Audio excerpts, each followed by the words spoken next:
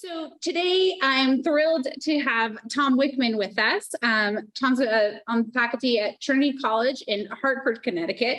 And I realize this is his copy. My copy of his book is over there. If you haven't already read it, you'll hear, you can see his very well, sorry, I'm like showing your props. It's just amazing. I love it. I love a Post-it note. Yeah. And this just really embraces all the ways you can love a Post-it note. So Tom's gonna talk to us today, and without further ado, we'll go. You want to go right to the? Yeah. Oh, right. I have to do it from in here.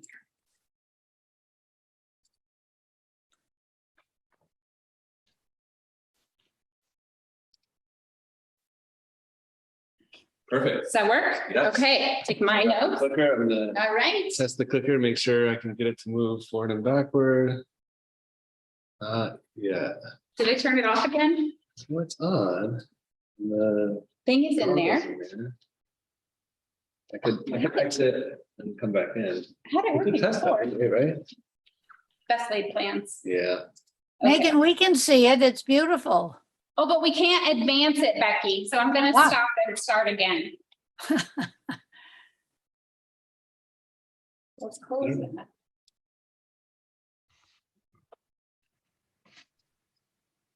Now I can. Yes. Okay. That's me moving it. Right. Perfect. But they can't see it. So we've got to go back. Oh, right. That's just those of us who are here in the museum can see it. All right. Take two. Yeah.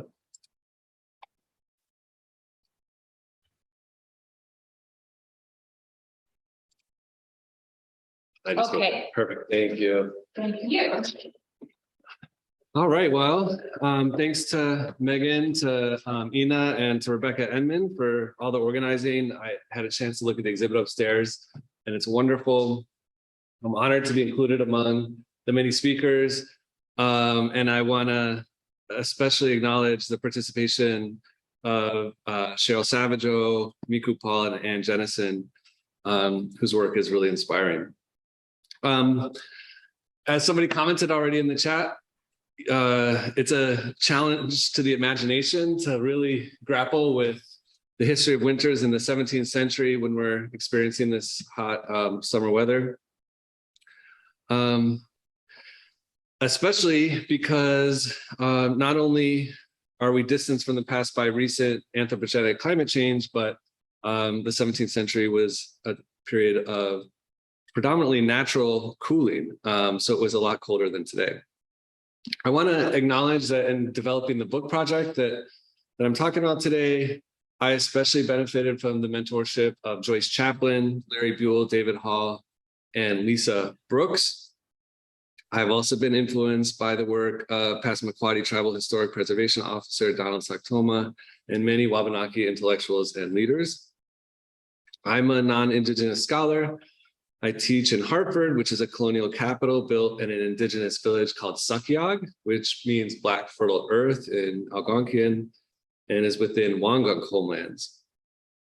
That place and its native people have long been connected to Indigenous nations to the east of there, including Pequots, Mohegans, Narragansetts, and Nipmucs, to the north, including Sakokis, Pecumtucks, Nonotucks, and Agawams, and to the west, including Tunxis and Mohawk peoples. And my book project spans a kind of big Northeast that includes Wabanaki territories of northern New England and the Canadian Maritimes, down to the area that I traveled from today. I'll be speaking today about colonization in the 17th and 18th centuries. And many of the settler colonial structures and processes from this time have persisted into the present and should be critiqued and dismantled, as is happening throughout the programming this summer. And an important starting point for working against the tropes of Indigenous disappearance that are so commonly found in kind of old antiquarian histories is to acknowledge that Indigenous people are still here, almost 600 federally recognized nations in the territory of the United States alone, and that's not to mention state recognized and other communities fighting for recognition of various kinds. This opening image evokes a vast snow-covered Northeast. The Northeast can also be described as Dawnland. Winter knowledge has been central to indigenous self-governance and collective well-being for millennia on this land. And when in the 1600s, early English colonists arrived, they were unaccustomed to stable snow cover. They were slow to develop an infrastructure for winter travel and communication. And only belatedly did settlers appropriate snowshoes, and they did so for winter attacks against Wabanaki people in the early 18th century. This adaptation, quote unquote, was a response both to unusually cold climatic conditions, but notably also to Wabanaki power. English settlers started snowshoeing in year-round wars against Wabanaki nations, and subsequent generations of settlers have appropriated and decontextualized snowshoes as a symbol of so-called New England winters in ways that can be seen today. Quaint and nostalgic images of New England winters seldom acknowledge the presence of indigenous people, let alone native sovereignty, continuance, and futures. The winter dimensions of colonialism have been poorly understood by scholars because of what I call a vernal bias in both the primary sources from the 17th century and in much of the most influential scholarship on early America. Historians of North America too often have seen wintertime as a lull in the past, a static period that need not be historicized.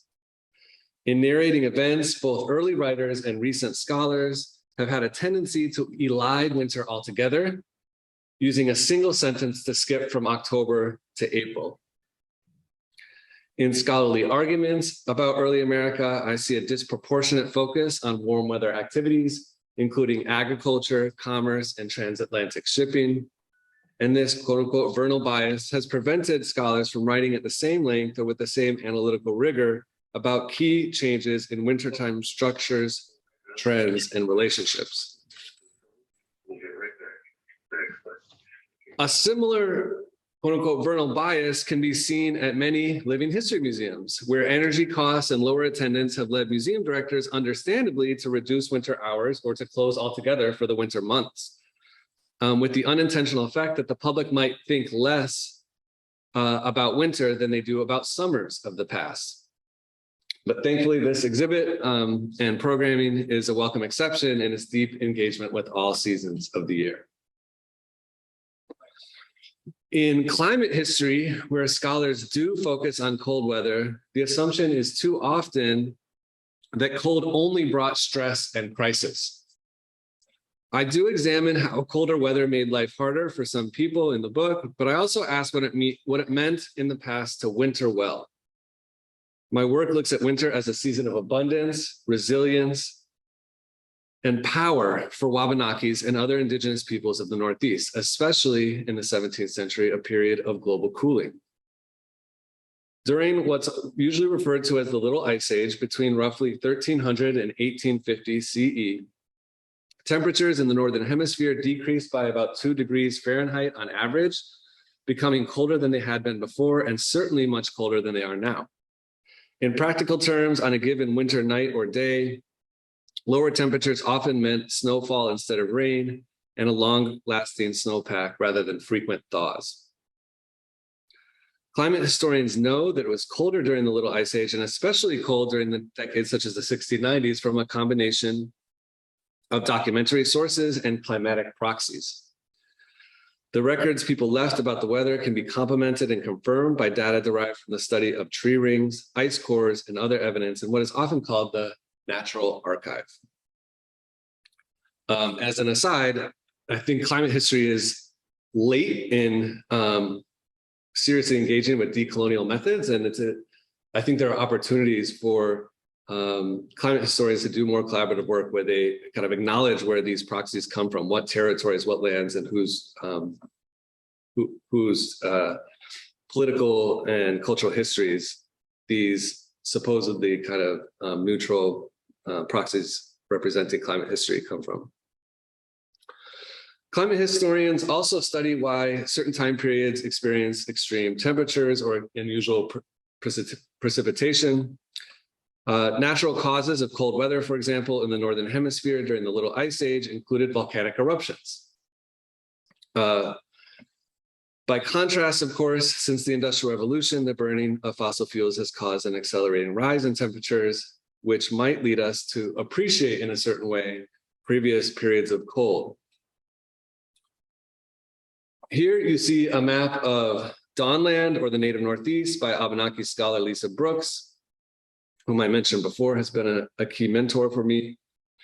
In present-day Northern New England, New Brunswick, and Nova Scotia, you see the historical territories of Wabanaki tribal nations, including Penacooks, Kennebecks, Penobscots, Passamaquoddies, Maliseets, and Micmacs. To the south, you see the lands of Pequots, Mohegans, Pecumtucks, Nipmucks, Wampanoags, Narragansetts, and others. All of the nations that I'll refer to today were speakers of Algonquian languages, in contrast, for example, to Mohawks to the west, and all of the above are still here.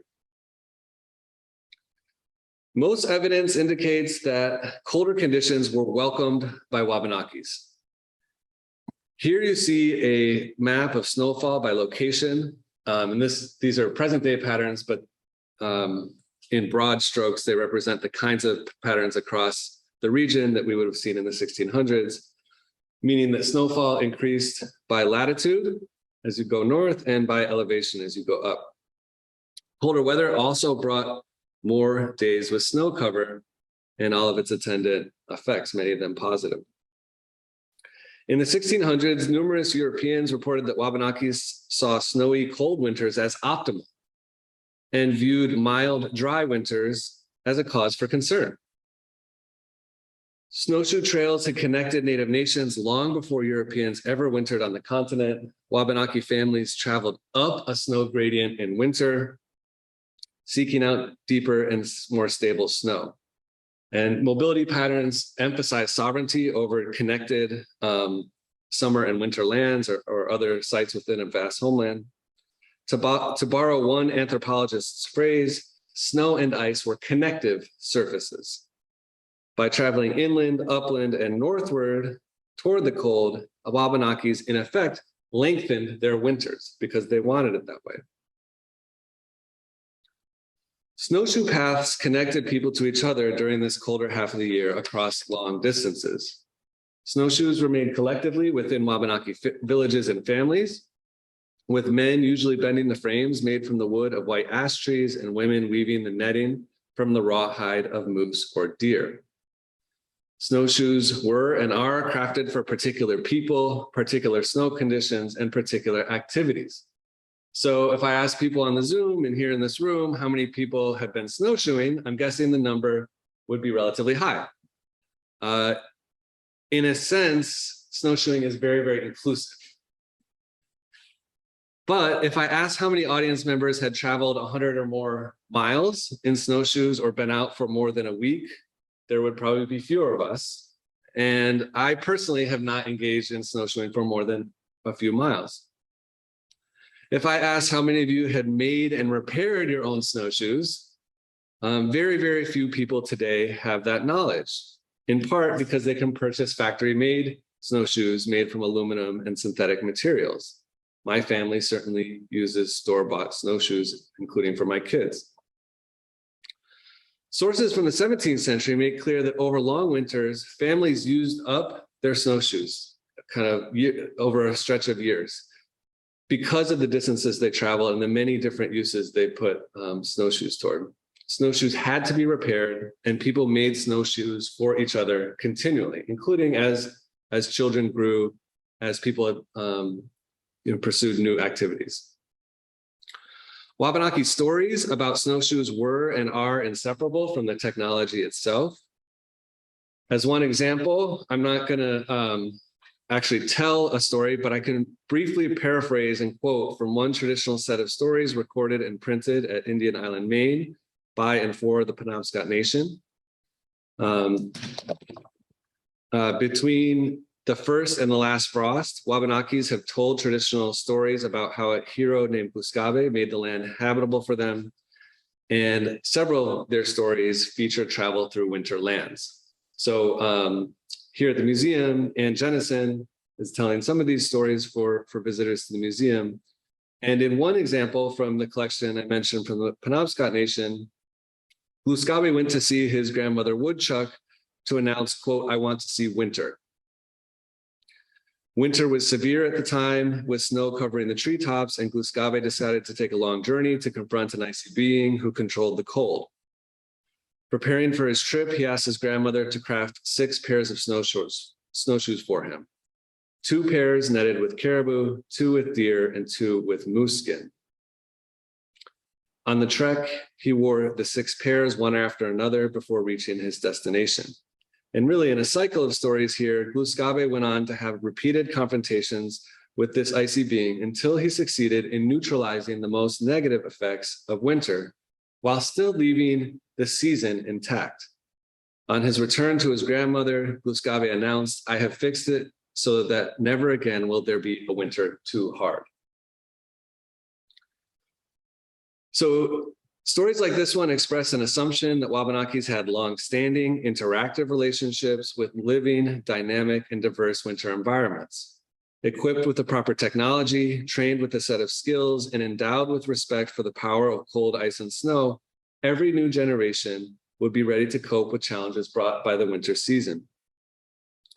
Mobility on snowshoes allowed Wabanaki families to read the surface of the snow in pursuit of winter-active animals, and to range widely across diverse landscapes in search of different winter hardy plants.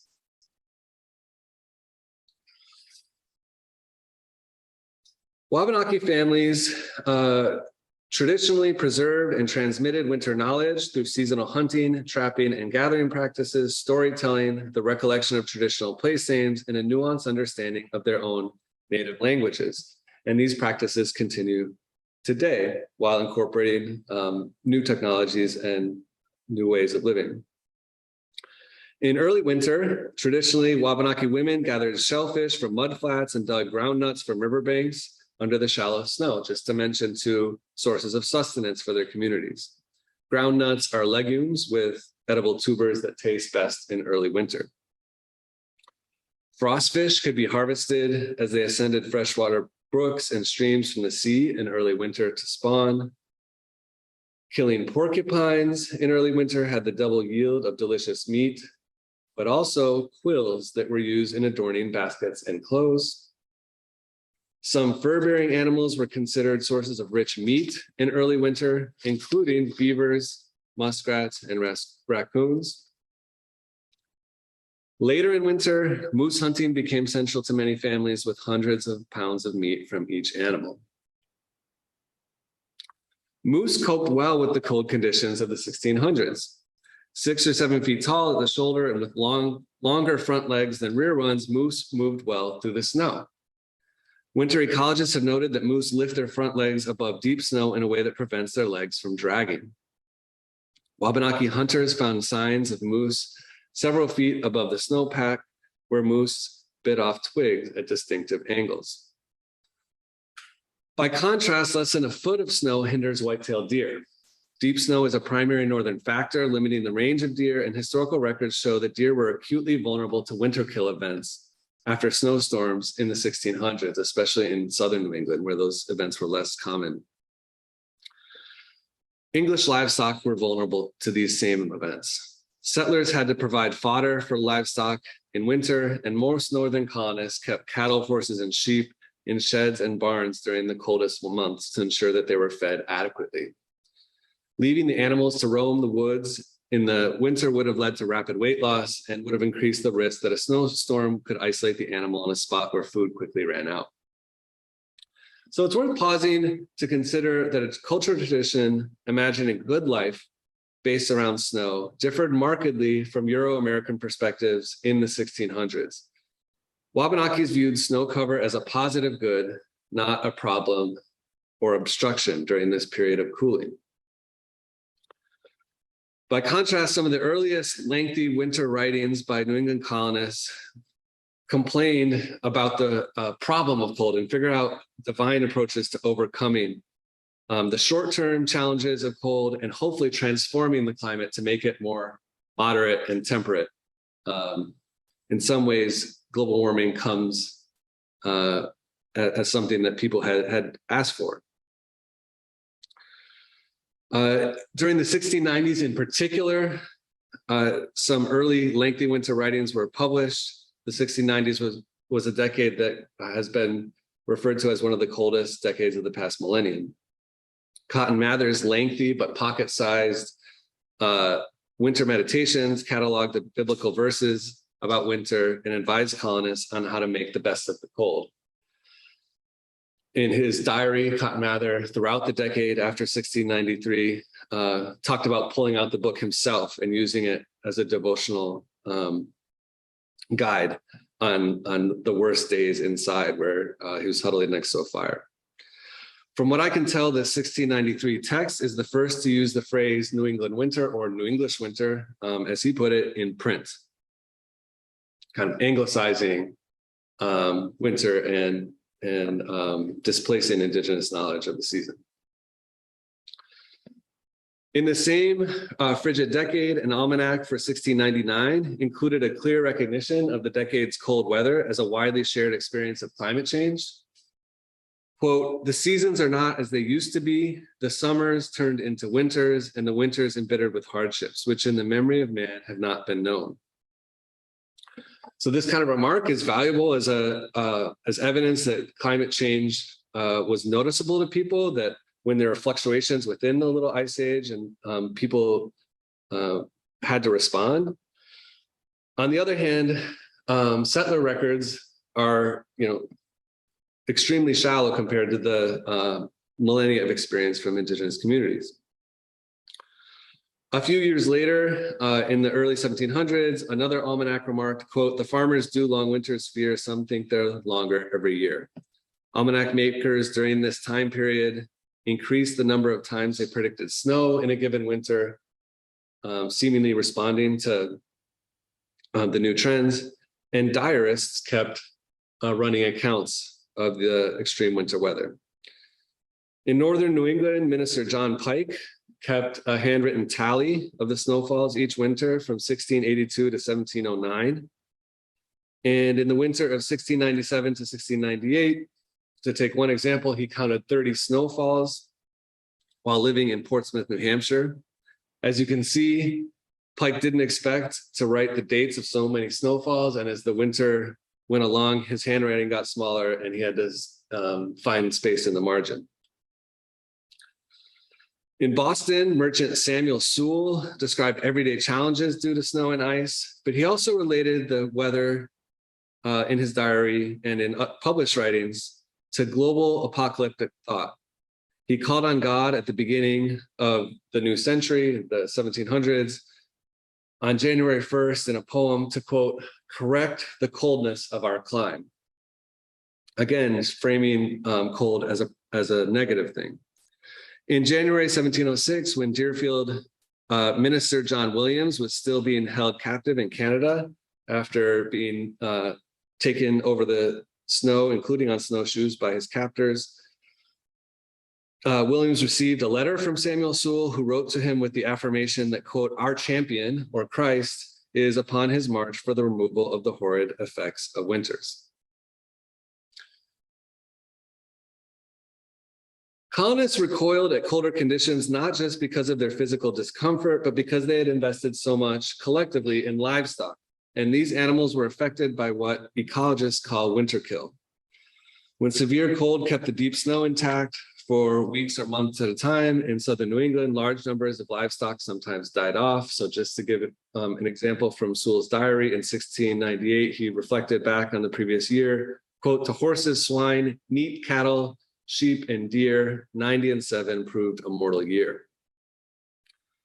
2 decades later, in 1717, there were across the region, especially in southern New England, widespread reports of livestock deaths. And some settlers even estimated that 19 out of every 20 white-tailed deer died that winter. In that same winter of 1717, Boston leaders issued a province-wide call for a public fast in late March. to invoke divine power against the, quote, excessive snows and to, quote, bless the springing of the year. In other words, to end winter and to bring on the desired weather that was increasingly framed as normative. In some ways, these English sources about the extreme cold of the Little Ice Age frame their struggles as a spiritual challenge. And in this sense, the writings are interesting, right? They're grappling with theological backgrounds and forms of writing in new ways. They hope that a combination of divine providence and settler colonialism would bring a more moderate climate in the long run. On the other hand, these aren't kind of neutral thoughts. They have an effect in the real world, and not just on the way that the land is being used, but the way the policies regarding indigenous sovereignty are formulated. So many of the same authors of these kinds of records wrote about ways that cold weather was empowering indigenous people, including Wabanakis. So during some of the coldest decades of the Little Ice Age, Wabanakis went to war repeatedly with English colonists, trying to limit their expansion and bring them into better diplomatic relationships. The northern version of King Philip's War, probably the best known war from this time period, lasted in northern New England from 1675 to 1678 and is often called the First Anglo-Wabanaki War. It was followed by the Second Anglo-Wabanaki War from 1688 to 1699, which was part of the larger conflict known as King William's War. So I'm going to talk about that second war for a bit. In the first winter of that Second Anglo-Wabanaki War, Governor Edmund Andros took hundreds of men to garrisons in northern New England and sent scouting parties to burn 2 Wabanaki forts. But in this early attempt, the soldiers encountered no Wabanakis in person. Most militia members who participated in these early winter expeditions saw the service during the colder months as a hardship with little strategic value. And some English leaders thought that winters would provide a respite from Wabanaki attacks.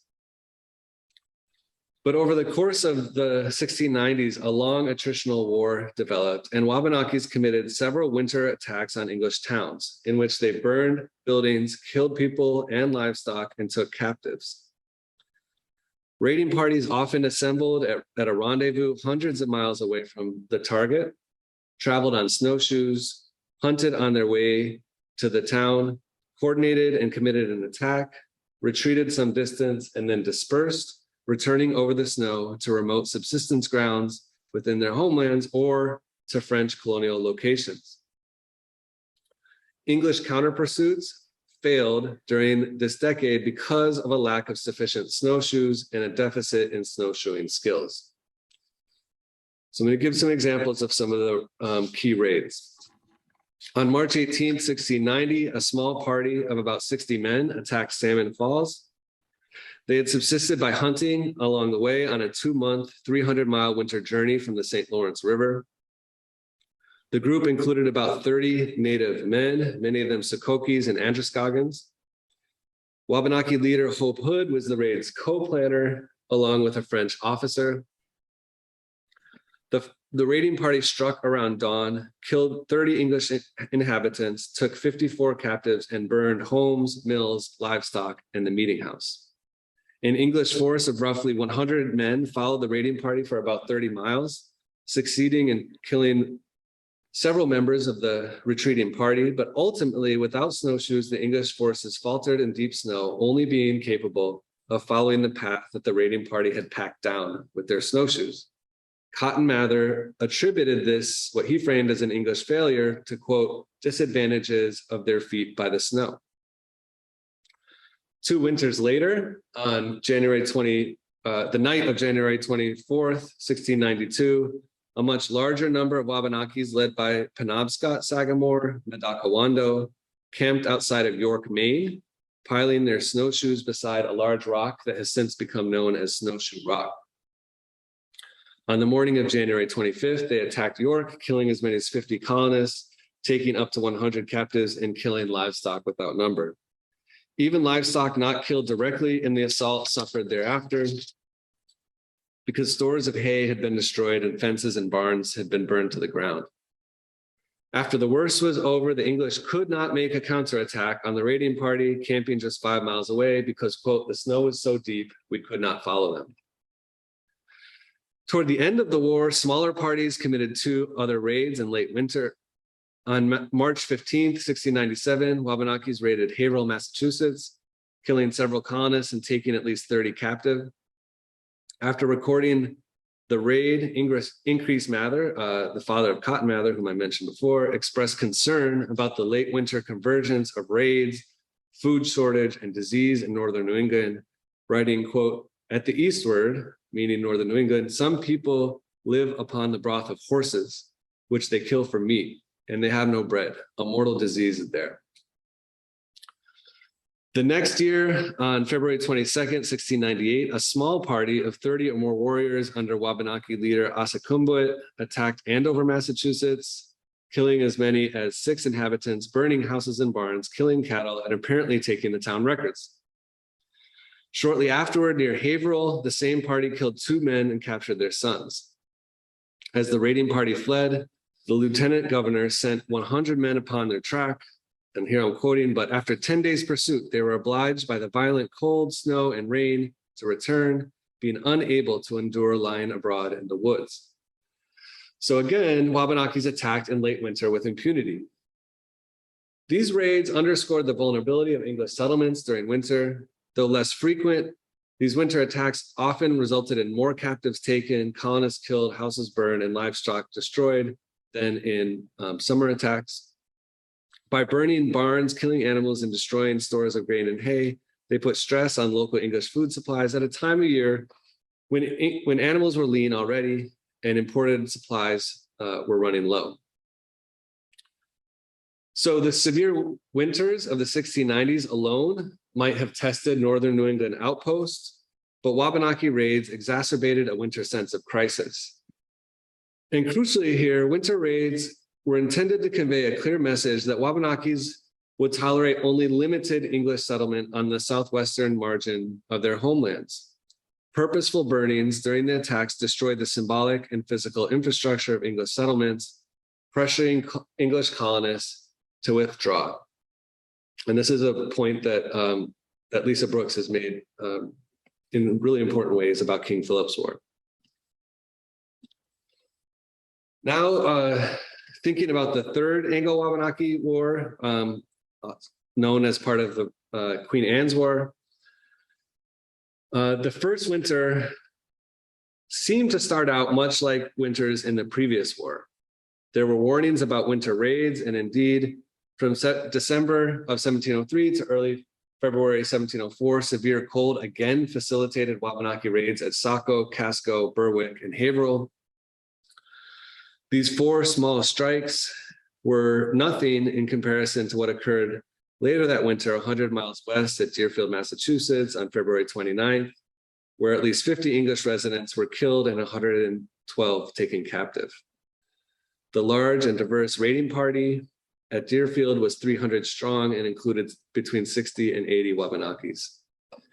In this event, a snowdrift helped them enter the palisade to begin the raid. And in the retreat, deep snow north of Deerfield likely saved them from a longer and much more costly engagement with English forces. So in a sense, at the beginning of this war, the signs were pointing towards further enforcement of a Wabanaki policy of a kind of pullback in settler expansion. But at the same time that those raids were happening, Governor Joseph Dudley had already organized winter patrols for this first winter of the war. And new legislation across New England ordered at least half of all militia members to have snowshoes ready for service. Dudley imagined a seasonal perimeter of defense from Deerfield in the west to the Piscataqua River in the east. He concentrated patrols particularly at what he described as the headwaters of the Connecticut, Merrimack, and Saco rivers, which when it's represented visually, you see the maps of this time period, is mostly a big negative space where English colonists actually knew very little about the place where we are today and places north of here. and east, all in pretty much every direction from there. The winter patrols were not an immediate deterrent in that first winter, but Dudley kept the snowshoe patrols in place, and in subsequent winters, they seem to have had a significant effect in limiting future Wabanaki attacks and in shifting the seasonal balance of power. So in that first winter, in February 1704, Winthrop Hilton led an important English expedition on snowshoes to the Wabanaki village of Pigwacket in present-day Fryeburg, Maine, covering a round-trip distance of 303 miles on 13 travel days for an average of 23 miles per day. Governor Joseph Dudley circulated Hilton's journal of the voyage as proof of a new English capability on snowshoes. Dudley wrote, quote, "This march was made upon the snow a yard deep, every man in snowshoes, and of 300 men, no man returned sick." Hilton himself wrote, quote, "The winter is the only time ever to march against the Indian enemy, both for their discovery and the health and least danger of our people." That same winter, another party on snowshoes from Dunstable received a large scout bounty for killing 5 wintering Wabanaki people. And by the end of winter, Governor Dudley asserted that Wabanakis were, quote, "now sensible or aware that we can walk upon rackets or snowshoes and carry our victuals as well as they, and they will scarce lodge so near us another winter." Dudley's winter patrols were expensive and unpopular, but they shifted the seasonal balance of power in northern New England. In the Third Anglo-Wabanaki War, the patrols massacred a small number of Wabanaki families, enough to sow terror among many others and to make it exceedingly risky for Wabanakis to travel through ancestral subsistence grounds. In February 1707, English forces killed the native men in a small band at Black Point, Maine, and took a native woman and several children captive. The woman revealed the location of 2 other bands near Sagadahoc, Maine, and not long after, Hilton's 110 soldiers used the information to surprise and kill 18 Wabanaki men, women, and children sleeping in 2 wigwams, including the Sagamore Wanderson. In the early winter of 1710 to 11, English forces patrolled shoreline sites at the Wabanakis' quote, "usual season of visiting their clam bakes." So their patrols are specifically attacking, in this case, zones of women's authority over how to provide sustenance for their families. The record is murky in this case, but English patrols captured and killed some Wabanakis as a result. Later that winter on the Saco River, English forces took 2 Wabanakis captive and killed 5. And so altogether, only a few winter massacres of family hunting bands were enough to cause many Wabanakis to look for safer places much further north, or to forego winter travel altogether for 1 or more years, and even to winter with kin in Canada. Dudley reported in November 1707 that Wabanakis now had to winter, quote, "at 300 miles distance, when in all former troubles, they were seldom at the distance of 40 miles. So reflecting upon the ways that this policy affected Wabanaki well-being, in the 17th century and for centuries prior, the long winter season had been an essential time of reintegration, recuperation, and independence for Wabanakis. In the 1600s, that was crucial, as in a sense, they had de facto kind of space and independence from colonists who in other seasons were disrupting their lives. But after 1704, winter increasingly became, for Wabanakis, a season of fear and want or deprivation. Samuel Penhallow wrote that winters became safer, meanwhile, for colonists after 1704. Referring to Wabanakis again here as the enemy, Penhallow wrote that being so terrified by reason of snowshoes, which most of our men now were skillful in, that they never attempted coming at such a season after. Consequently, quote, "this winter season, which before was much dreaded as most hazardous, was now the time of greatest safety and less difficulty in traveling." Indeed, from 1705 until the end of the Third Wabanaki War in 1713, Wabanakis made no winter attacks on English settlements, which is a stark departure from the previous war in the previous decade. One more, there were 6 Anglo-Wabanaki Wars. I'm just going to talk about the 4th before broadening out my comments. In the 4th Anglo-Wabanaki War, Lieutenant Governor William Dummer deployed multiple companies of winter scouts and ordered military leaders to keep detailed journals of winter expeditions so that the English could accumulate intelligence on winter terrain and Wabanaki movements. And these journals are a source not only of where within Wabanaki territories English patrols were intruding, but also they're a record of a kind of learning process where many settlers who knew very little about winter ecology in the North Woods were noticing details and putting it in writing and circulating these documents across the region. So we can think about it as part of a settler expansion, not just in physical terms, but kind of mentally, culturally, ecologically. Newspapers and other printed materials from the time, meanwhile, focused on English snowshoemen's efforts to earn scalp bounties. So scalp bounties have been in effect in the previous war, but now the colonial government offered an obscene reward of 100 British pounds per Wabanaki person killed in this 4th Anglo-Wabanaki War, which incentivized aggressive winter scouting. New England colonists meanwhile received a greater sense of safety and security due to these violent policies. And within that new kind of bubble of security, readers in places like Boston consumed newspapers and almanacs more now as kind of settler entertainment, something that happened at a distance, but probably wouldn't affect them. Daniel Travis's almanac, for example, from 1723, included poetry that dramatized the wartime patrols in sensationalized language and dehumanizing terms on every winter page. So in any almanac, you had a range of information, including predictions of the weather, the phases of the moon, sunset, sunrise and sunset, etc. But they often include poetry.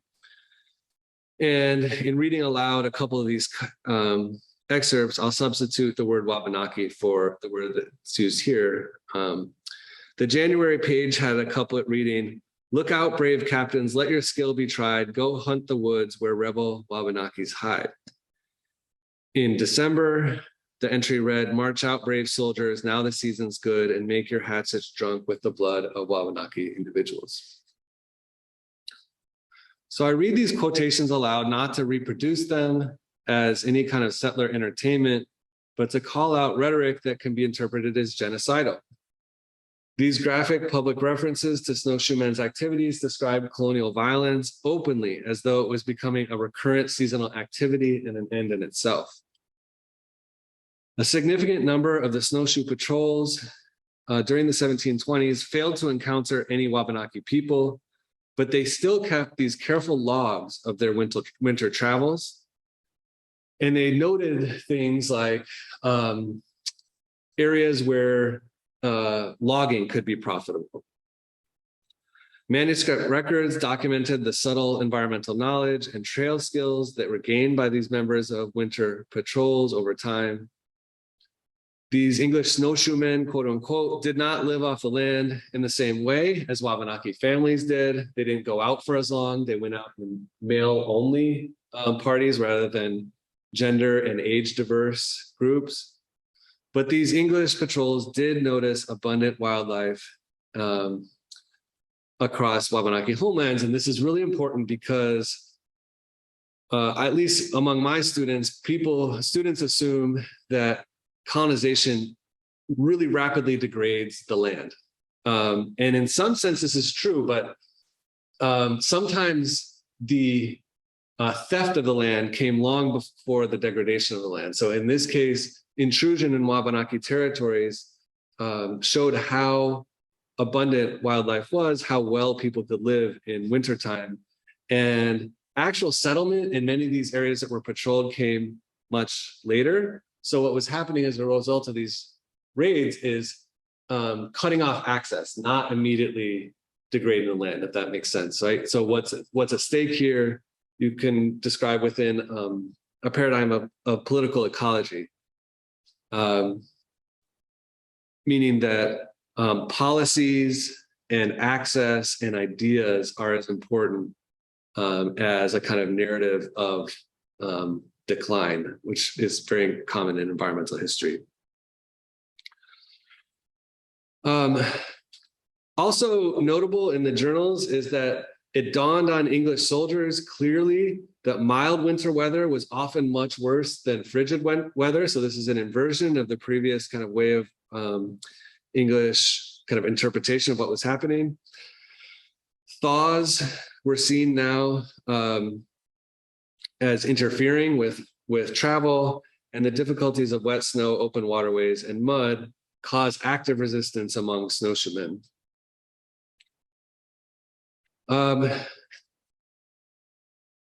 As may be well known in this region, in the winter of 1724 to 1725, responding to the offer of scalp bounties, Captain John Lovewell led 2 expeditions from Dunstable. Early that winter, he and 30 volunteers entered a Wabanaki winter home and found an adult man and a 15-year-old boy at a place north of Winnipesaukee. They killed and scalped the man and took the boy captive, and upon their return, received a bounty of 200 British pounds. Later that winter, Lovewell recruited a larger party of snowshoemen for a second expedition departing on January 29th. 3 weeks into the expedition, they found a band of Wabanakis east of Lake Winnipesaukee, and at 2 in the morning on February 21st, they entered a wigwam and fired their guns simultaneously at the 10 Wabanaki men sleeping there.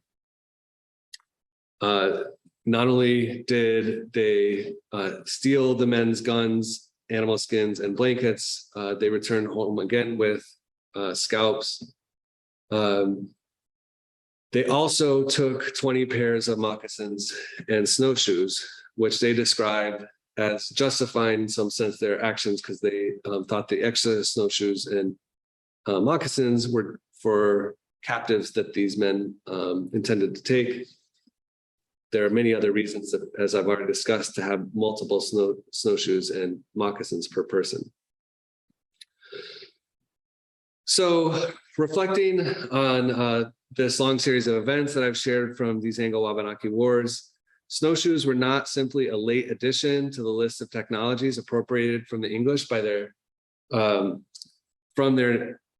appropriated by the English from their native neighbors.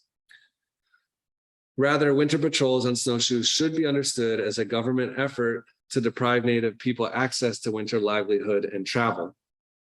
English soldiers adjusted to winter landscapes in order to rid those landscapes of Wabanaki war parties and families.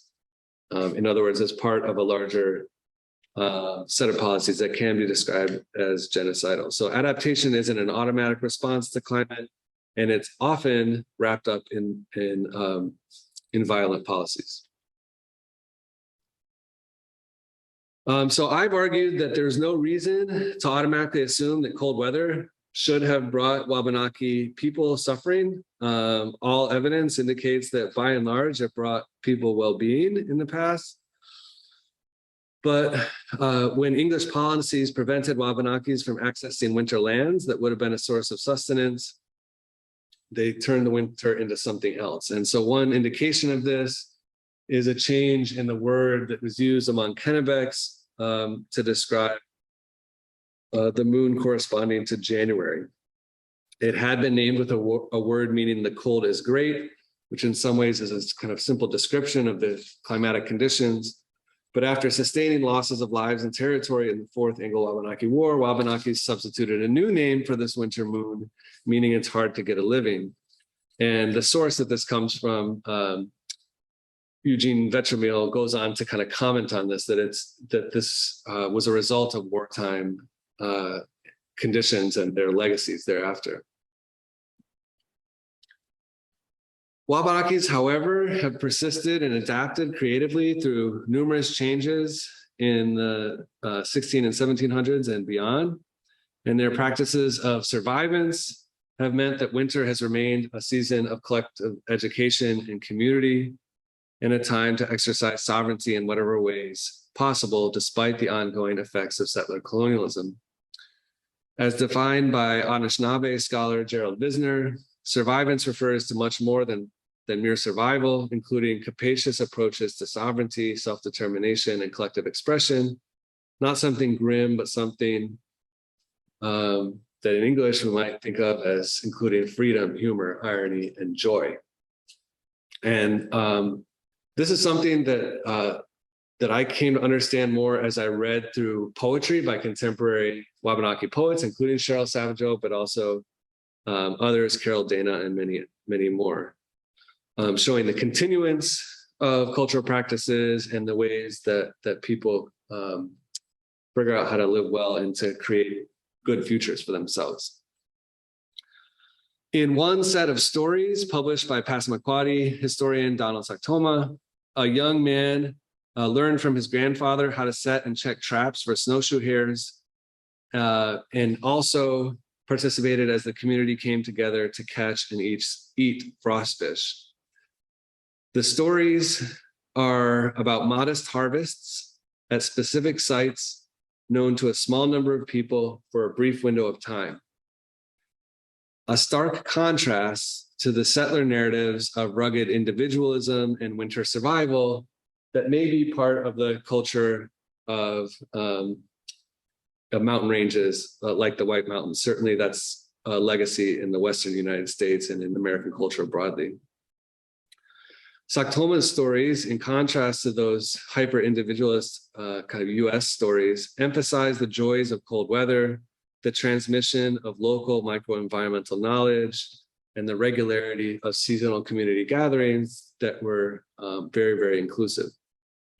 These are not stories about climate per se, but they offer clues about the ways that Wabanaki communities have thrived even during times of climatic change, whether that's in the coldest years of the Little Ice Age or as seasonal knowledge today is jeopardized by global warming. So it would be unusual to find stories like this in conventional histories of the Little Ice Age, which often emphasize collapse or famine.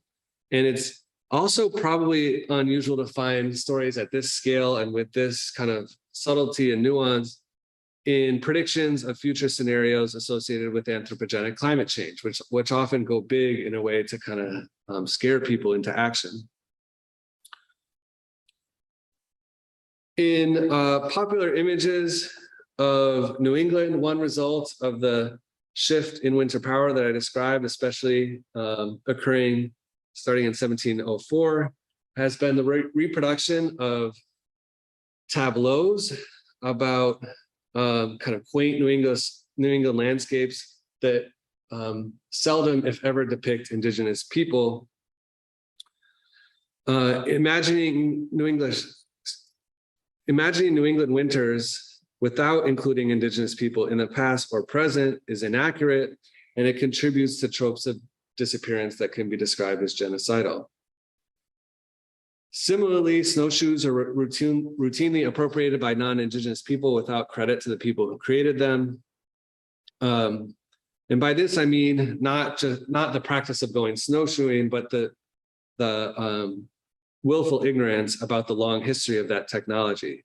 So in the town where I live, outside of Hartford, Connecticut, in the wintertime, it's relatively common for people to display traditional snowshoes on their front doors or on the walls of their living rooms as a kind of what I think people probably conceive of as a apolitical symbol of the winter season. And intentionally or not, kind of collectively, the consequences of these kinds of representations of winter are the erasure of Native knowledge and the marginalization of Indigenous people in the present and in the future. So as is kind of well described in the exhibit here at the museum, as we all contemplate a future with fewer days of snow cover, scientists are studying the ecological effects for snow-adapted species, which can be called cyanophiles, those with the most direct and remarkable adaptations like snowshoe hares. Scientists are also tracking challenges, and we've been discussing the accelerating spread of tick-borne diseases that harm mammals, including humans, but also moose and other species, and the tree diseases carried by insects, whether that's the emerald ash borer or the woolly adelgid affecting eastern hemlocks. So here in New Hampshire, Dr. Alex Contosta has published excellent work on this. And I know here in the White Mountains, people are actively measuring changes in snow depth, snowfall frequency.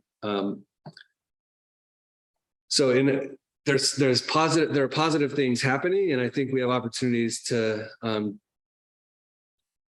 come together and discuss how to do that kind of stuff, even in a more conscious way, about supporting Indigenous futures and following the lead of Indigenous intellectuals and national leaders. And kind of as we stand here in 2022, and as I've asked us to think about the 1600s, I think there are some opportunities, but also possible pitfalls. I think that in some sense, there's an appeal at looking back at pre-industrial lives that were harder, but also figured out ways to live well without fossil fuels and with different approaches to energy, to domestic space, to subsistence. So I think, studying all of those specific histories are important, but here in New England, there, I think, need to be interventions so that people aren't just looking to colonial past, that they're looking in responsible ways to Indigenous leaders as they describe the much longer pasts on this continent. A few visual examples here at the end of kind of problems and opportunities. Climate activists calling for action to stop global warming. I think often use a first person plural that universalizes the struggle, the big we, right? Whether that's a global we, everybody, here in the White Mountains, everybody here in New England.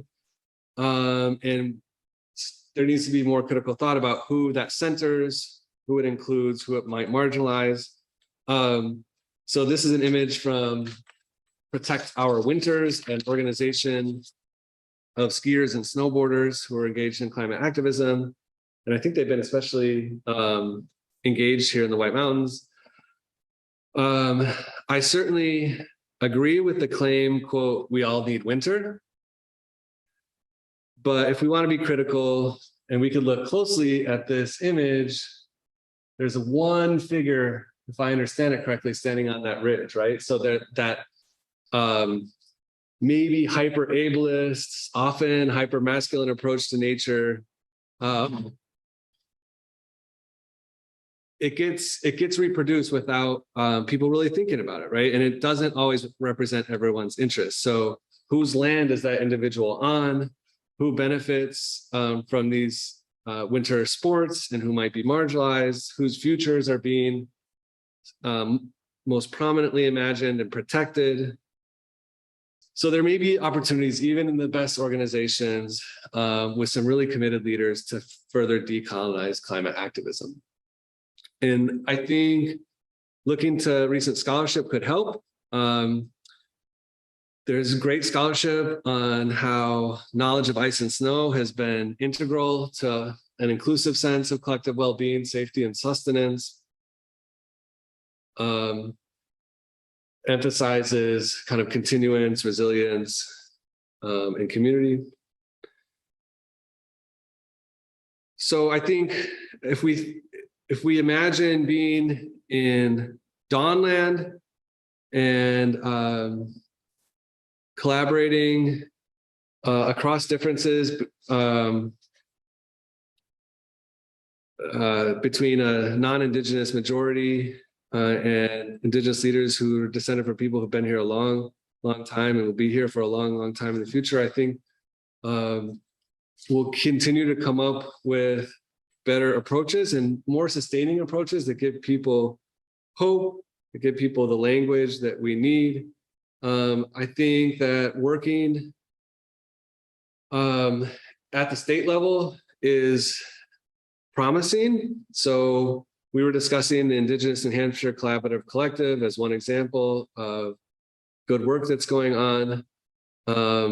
Certainly climate action is super urgent, but social justice struggles and Indigenous sovereignty struggles are too, and they're interrelated. People might be interested in the work of Wabanaki anthropologist Darren Ranko on climate justice activism. And I think there's a place for historians and for students of history because climate knowledge and calls for justice have been interrelated for a long time. And the primary sources that come from the 1600s and 1700s often show us this, including from people demanding justice during the kinds of changes and disruptions I've described today. So I'll stop there. I don't know how we're going to operate the Q&A, but. Well, we'll follow along, I'm sure. Okay. Well, thank you, Tom. I really appreciate your taking time and sharing all of this great information with us. I think we're a pretty small group, so if people want to, I'll stop the share and we can unmute to start us off. Becky Moore has put a comment in the chat. Tom, thank you for such a thought-provoking perspective on how climate and cultures interact, both positively and negatively. I look forward to reading your book very much. And so if there are questions, if folks want to, Marcia or Quentin, I'm not sure because they're both here in the name, have raised their hand if you want to go ahead and unmute and ask your question. We're happy to have a more informal conversation. Yeah, we'll sort of, there we go. Thank you Where both. I set up the camera for myself and Tom is a full foot taller than me. So trying to make this work. Okay, go ahead, Marcia. Thanks, Megan. Can you hear me? Yes. Okay, great. Really appreciate the information. It was fascinating, Tom. Really interesting. What I really found fascinating was the way you pulled together so many disciplines in your work. Yeah. And I have kind of one of those nasty questions and wondering, have you dealt with meteorologists as well? That's a good question. So tell me more about your question. What came to mind in terms of like what kinds of data they might be using, or kind of what's behind the question, so I know exactly how to answer. I don't know if you know, Plymouth State has a really good meteorological program. Yeah. And so I know some meteorologists. And what I was wondering is, and I don't know this, I was wondering if there are meteorologists who have put together some of the temperature data from the 17th century, if they've done, yeah, that's the kind of thing I'm wondering. Okay, I understand. Great. So yeah, there are overlapping communities. The people who work on if they're trying to do what you're saying, work on the 17th century, usually they refer to themselves as historical climatologists or climatologists. And quite often their primary interest is in the proxy data that I mentioned, the kind of ice cores and tree rings. But they're I have been at workshops together, and I find historical climatologists are very eager to collaborate. As I've worked with climatologists, with biologists and others, collaboration is hard, right? So one thing I found is that historical climatologists often want to convert what I see as really complicated records into kind of numerical measurements that you could standardize. And so they're kind of like, hand us all the primary sources you have and we'll work with those. And so that is happening. There are some people who kind of come from training in history and the humanities, but acquire the scientific knowledge to really look at climatic modeling. That's my emphasis is more humanistic. But I'm in dialogue with everybody. As you can tell, I hesitate to cede too much ground, as collegial as those conversations often are. Because of some of the things I mentioned, like some of the tropes that come from like climate history of the early 20th century tend to endure, right? So people look for the most dramatic stories of collapse, and those stories often don't serve the needs of communities, whether those are rural farming communities, whether those are urban communities of color, like people who have been historically marginalized. They need what I've heard from many people in these conversations is that yes, truth telling has to happen about injustices, but that can't be all that is happening. Like people have to discuss ways forward, and so some of the ways that the stories get told, there's still a lot of wrestling going on in this kind of interdisciplinary space, so that the people who will just want the data get the data. For the people who are working in a deeply community-based way can respond to the demands of the community, so that humanists can really deal with kind of the past on its own terms and its complexity. So that's part of the way I'd answer the question. The other thing, I mean, I definitely have read quite a bit in the literature by meteorologists just about precipitation patterns across the region. I ended up in the book not using a lot of that because I found that snow cover was a more grounded way to frame the little ice age, rather than emphasizing snowstorm, which in the TV culture of meteorology, that tends to be what's emphasized, right? Is like dramatic moments of snowfall, but actually like the snow stays there usually and it changes. And like, so the people who live well with snow, they have to pay attention to snowstorms, but actually what they know the most about is often the snow cover or how snow interacts with different types of forests and questions more in the kind of ecological vein. So that's been more of my interest. Thanks. I really appreciate the way that you also show the importance of knowing the past and its impact on today. So thank you. Yeah, thanks. Says a retired history professor. Just to give you a little context. So Adam Apch put a comment in the chat, I think responding to Becky's comment about looking forward to reading the book, that he has read it and very much appreciated it, and had a friend recommend it. So another ringing endorsement for it. And then Cynthia has put a question in the chat about whether you could talk about New France in the late 1600s. I recently read David Hackett Fisher's bio of Champlain and wonder how much of his legacy survived.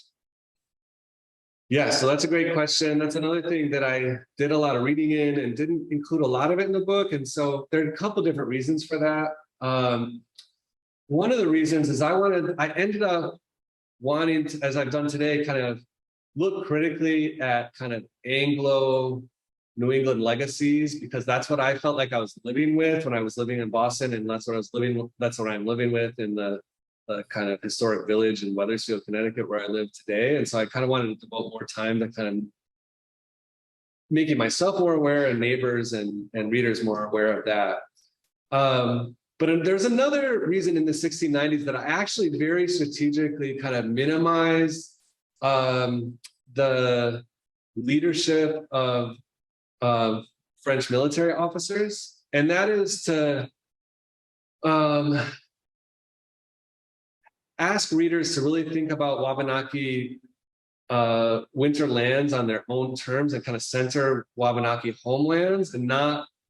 I find that readers have read a lot of kind of military histories, and so they often want to go more quickly to kind of like, okay, what is New France trying to get out of King William's War or Queen Anne's War?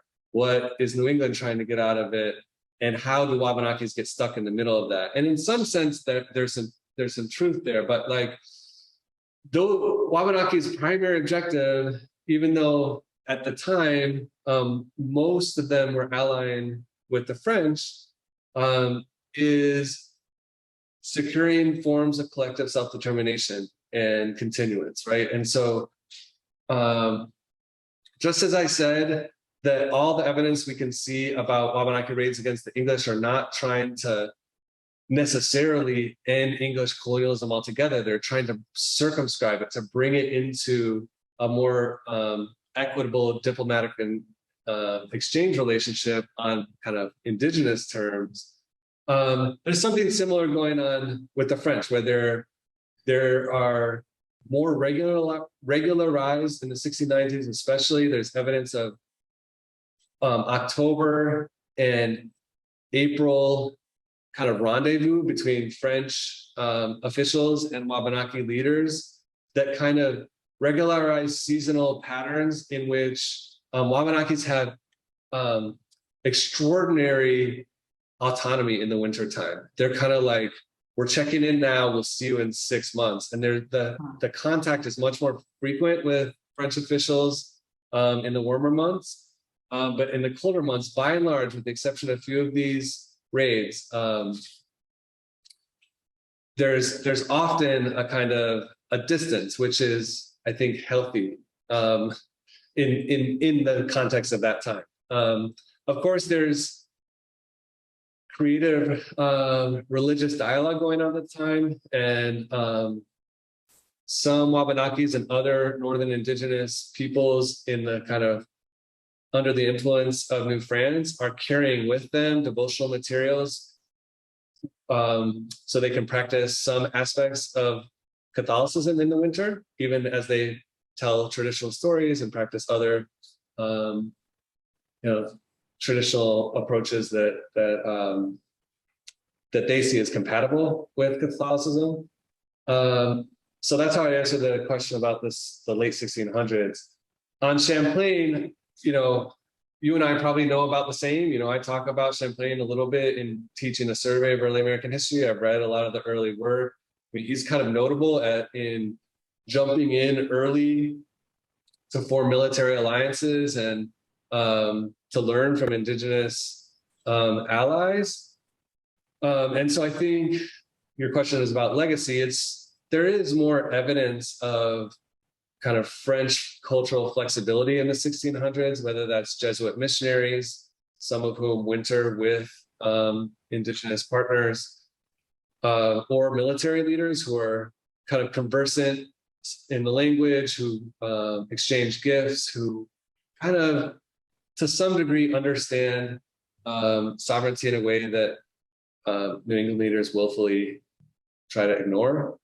I guess that's what I'd say. But I often get asked in a different kind of way, like, why were French colonists so much better than New England colonists? And that framing is not how you're framing things. And I just want to say that's not how I'm framing things, right? Like, colonialism is colonialism, and there are legacies, in the Canadian Maritimes and along the St. Lawrence River that other historians have written about really well. And they're complicated, just like the ones I discussed today, but I don't think they're necessarily better, quote unquote. Thanks. Thank you. Other questions or comments?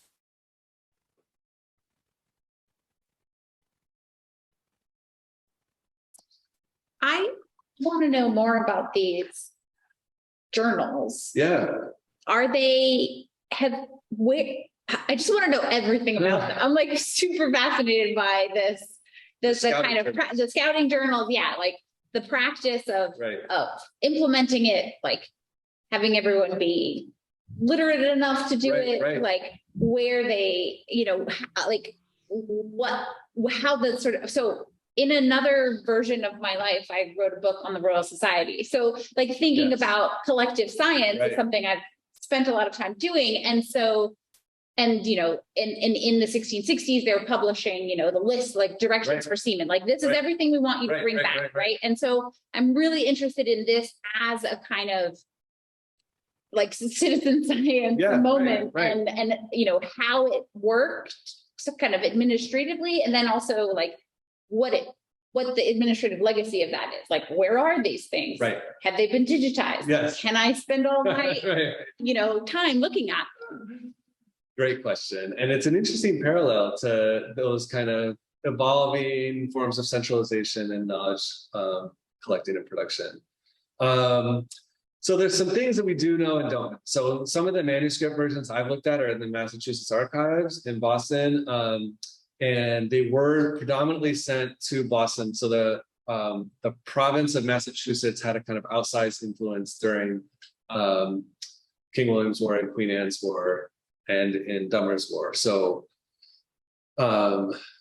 especially in Queen Anne's War, Joseph Dudley is working closely with the New Hampshire provincial governor and lieutenant governor to try out this practice. And then in the 1720s, it gets elaborated. So I think they ended up for a reason in Boston for the most part. One thing that I was asking myself is kind of in a grounded way, day-to-day way, like how are they being kept? Mhm. Because I think what I have is predominantly like fair copies, right? Not foul copies, not the ones that people are keeping on the fly. And you also wonder if the leaders of some of the expeditions have more privilege and greater degrees of literacy.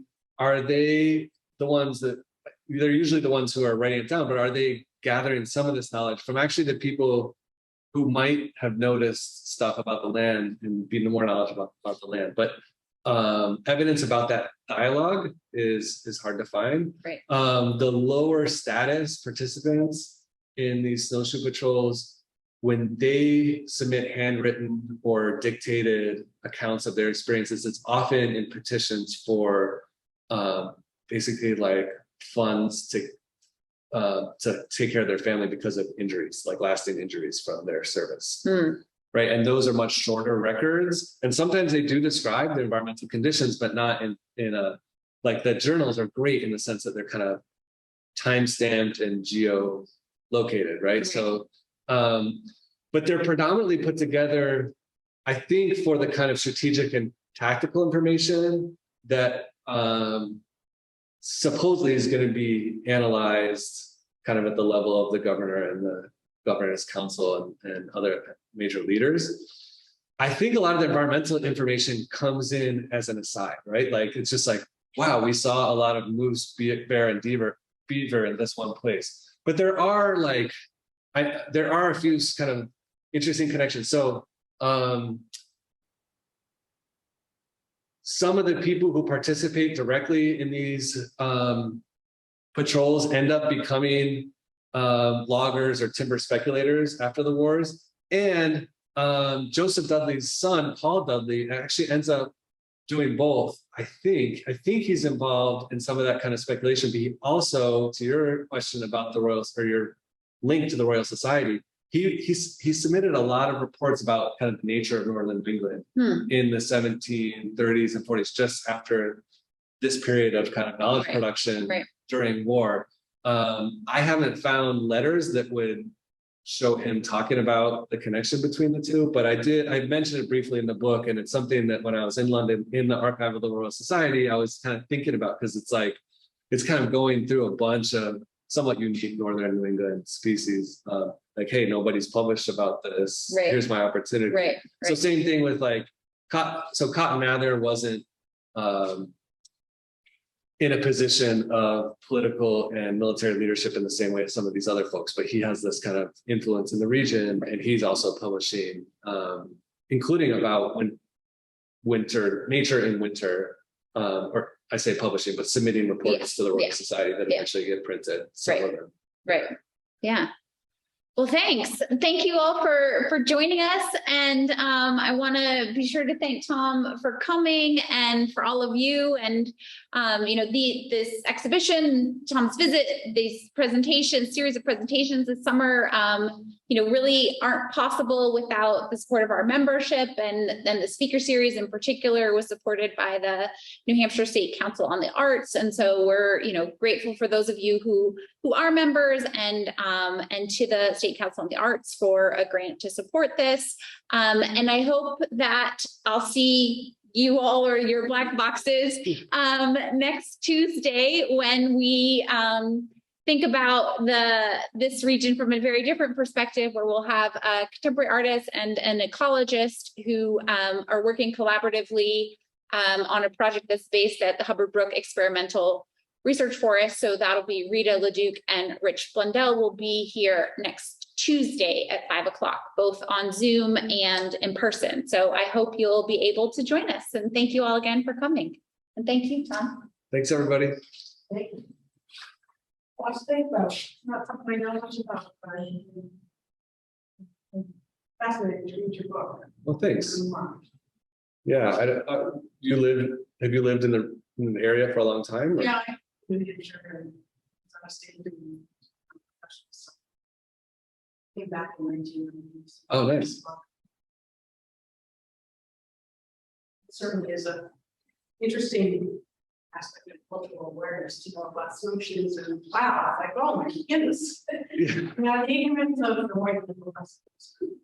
Well, I mean, it can be part of an education, right? That actually it's an overabundance of education in certain archives without access to others, right? That like town histories are so rich and ever present. Almost every town in the region has like a 600-page town history with a little section on Indigenous history, but mainly about everything else that person thought was important from 1600 to the present, or until 1850, as it were. But so one could read all that stuff and still end up kind of wondering what else is out there. Yeah, and same thing with like I don't know your experience, but as like a very curious person wandering around Barnes and Noble, like I love the nature and science section, but then if I go from there over to the history section, like a lot of the work in smaller fields or newer fields like environmental history, you're not going to find as much of that. You're going to find like biographies of presidents and histories of major wars. So I've done some of the war stuff here today, but in a way that it's kind of interdisciplinary, so it's I don't know how you think about it, but my mom is always asking for like stuff to read, and I find like I feel privileged over time to have access to kind of these weird university presses that anybody could access, but you don't kind of know where to look. So I don't know what you may have had access to this stuff for a long time, but yeah, I mean, it's like university bookstores. It's so fun to wander into a university bookstore and like go kind of class by class, because you see books that you would never see at Barnes and Noble. So it's not to pick on them. I'm glad they still exist, right? It's a brick and mortar bookstore, but. So the indigenous people sort of capture this history and preserve it in a different way, or I mean, this is kind of what you're talking about is looking at the colonizers. Right. I try to use the colonial archive and read it against the grain with, it's often the contemporary poetry or oral tradition that kind of gives you different questions to ask about the colonial archive, right? Even though there might not be public printed versions of a kind of chronicle of some of these histories as written and recounted within certain small Wabanaki communities. But like when in my experience visiting, for example, really small museums operated by Indigenous nations, so there's like the Mohegan Museum that's been around since 1930 that the tribe operates itself. They built it themselves, and like people know the history, they just don't put it into print, right? And they have their own different approaches to it, and they know things that aren't in some of these books. And same thing, I don't know right now at Indian Island, Maine, at the Penobscot Nation, they had a really long-standing museum. I don't think it's open right now, but it was the same thing. It's full of objects, it's full of text, and a lot of these texts are they're like spiral bound or like they're pamphlets that are stapled, and so it's like runs of like 50 copies, and the right people have them, and you might wander in and be like amazed, like as has been my experience. I was really pushed by a few mentors, like get out to some of these places, sure, ask and look at some of that stuff. So that was really helpful. Yeah, but hard to find on Amazon. Well, thank you. Yeah.